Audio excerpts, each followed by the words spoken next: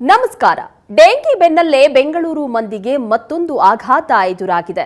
ಕಳೆದ ಕೆಲವು ದಿನಗಳ ಹಿಂದೆ ರಾಜ್ಯದಲ್ಲಿ ಪಿಂಕ್ ಐ ಹೆಚ್ಚಾಗಿದ್ದು ಮದ್ರಾಸೈ ಜನರಲ್ಲಿ ಆತಂಕ ಸೃಷ್ಟಿಸಿದೆ. ಮೊದಲು ಮದ್ರಾಸೈ ಅಥವಾ ಪಿಂಕ್ ಐ ಮಳೆಗಾಲದಲ್ಲಿ ಮಾತ್ರ ಹರಡ್ತಾ ಇತ್ತು. ಆದರೆ ಈಗ ವರ್ಷವಿಡೀ ರೋಗ ಹರಡ್ತಾ ಇದೆ. ಅದರಲ್ಲೂ ಮಕ್ಕಳಲ್ಲಿ ಹೆಚ್ಚಾಗಿ ಸೋಂಕು ಕಾಣಿಸ್ತಾ ಇರೋದು ಆತಂಕಕ್ಕೆ ಕಾರಣವಾಗಿದೆ.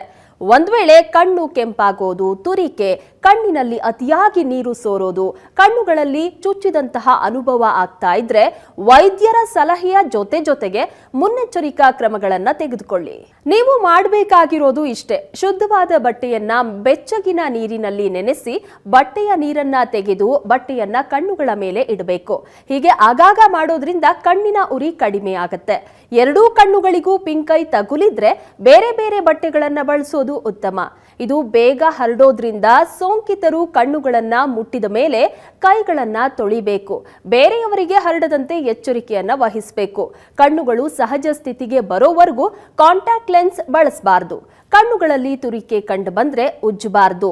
ಸೋಂಕಿತರು ಸ್ವಿಮ್ಮಿಂಗ್ ಮಾಡದೇ ಇದ್ರೆ ಒಳ್ಳೆಯದು, ಯಾಕಂದ್ರೆ ಸ್ವಿಮ್ಮಿಂಗ್ ಪೂಲ್ನಿಂದ ಸೋಂಕು ಹರಡೋ ಸಾಧ್ಯತೆ ಹೆಚ್ಚಾಗಿರುತ್ತೆ.